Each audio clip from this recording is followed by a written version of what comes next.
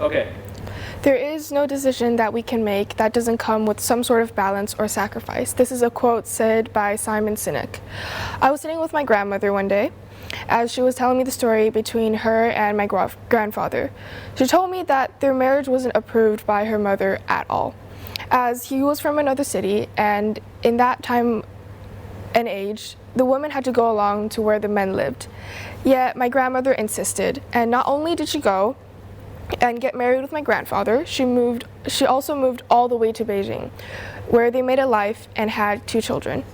This might not seem like a lot in this day and age, since it's extremely common nowadays to move to different cities and meet people all around the world.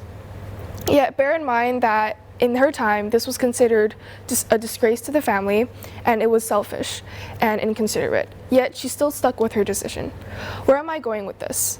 Some people may ask, and that's a valid question. Coming back from the past and looking into the present, even in this day and age, we still suffer from having different opinions to those of our parents', and this is a difference that usually comes up in conversation about grades or about future careers. In societies these days, kids are constantly pressured to live up to their parents' expectations. Parents being parents and having more experiences think that they know better and set up these standards that they believe their kids should achieve. I read this article a few days ago talking about how this mother in Hong Kong already started reading English to her child even if they were still in the womb. She also mentioned how she already had classes planned out for her child and is only waiting for them to be born. In China, there's a saying that if you have a child, you shouldn't let them lose at the starting line. And this mother is using this exact excuse as the reasoning behind her actions. Can you say that she's wrong for wanting her child to succeed in life? Of course not. And it's pretty clear that she only wants the best for her child. But is this really the best way? This is a good example showing how she's already pressuring her unborn child to live up to these already settled standards. Though this is an extreme certain case for certain, I have another example that's closer to my life. I am currently a sophomore, and I have this friend who's in senior year already. There's nothing wrong with this right now, but wait until I tell you that she's 2 years younger than me. This means that she basically skipped 2 grades. Though this isn't technically the case of my friend, in her situation, she started school a year early and later on her parents had her skipped another grade. Yet this is another case, close to my life, where a child is forced to live up to her parents' expectations. In both cases, the children are forced in a direction that were previously set for them. But I can't be the only one thinking that both are a little too much. Sure, it is a good thing to set goals for your kids, but I don't think you need to push them to an extreme. Another common difference in opinion between parents and children could be how the children are forced to do things that benefit their future that they might not particularly enjoy. Now, I understand that the speech to this point might sound like it was targeted towards the children of the family, but I fully understand why parents would want to push their kids. Kids are young and naive, they tend to drop out of things easily, and if there isn't an external force pushing them through the harder times, they wouldn't be able to achieve much. As mentioned before, kids need pressure. There's a reason why people are only allowed to live independently after the age of 18.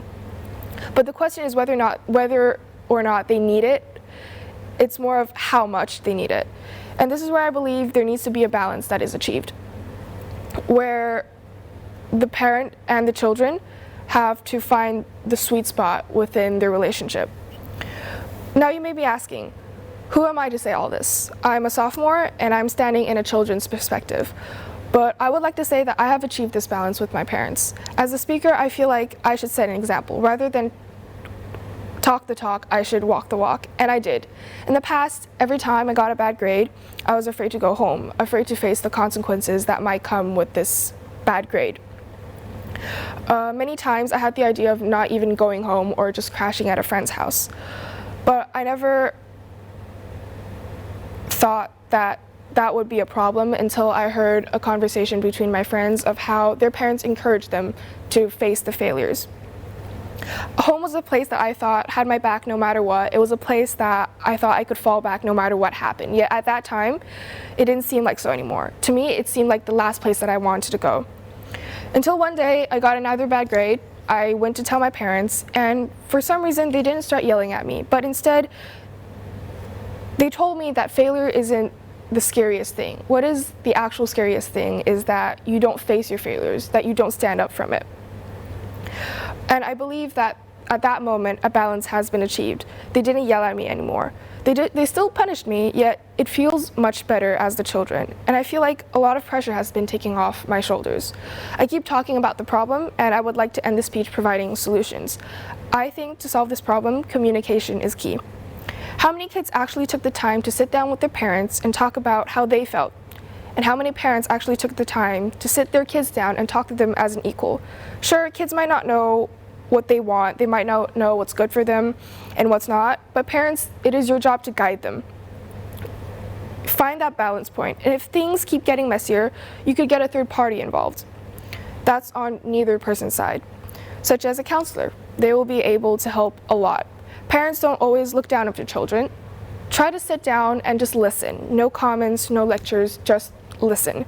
And kids, don't think that talking to your parents is useless, that they wouldn't change. I think we all know that the only thing that never changes is change itself. But for change to happen, someone needs to stand up and call for it, or it will never come to you.